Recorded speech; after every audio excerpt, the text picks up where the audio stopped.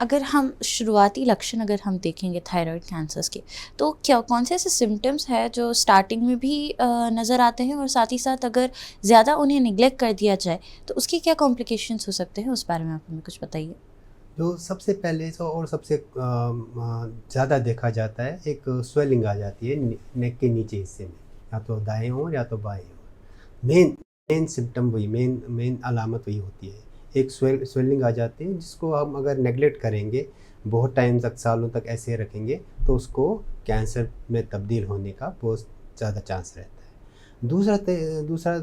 दूसरी अलामत ये भी होती है कि उनका कभी कभी आवाज़ में खुरदरापन आना, या खाना पीना मुश्किल हो जाना, जिसमें खाने, अगर स्वॉलोइंग जिसको हम कहते हैं, खाना निगलने में मुश्किल हो जाना।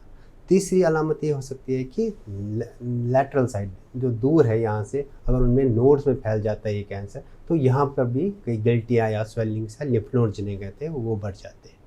अगर ज़्यादा बढ़ गया, ज़्यादा ये हो गया, तो कभी कभी खांसी आ जाती है, या खांसी के साथ में कभी कभी खून भी आ सकता है। अगर ये ज़्यादा, अगर ये इसने जो श्वास की नली होती है, ट्रिकिया जिसे हम कहते हैं, उसमें चला गया, तो कभी कभी खून भी आ सकता है।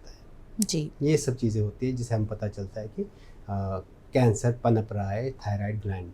जी।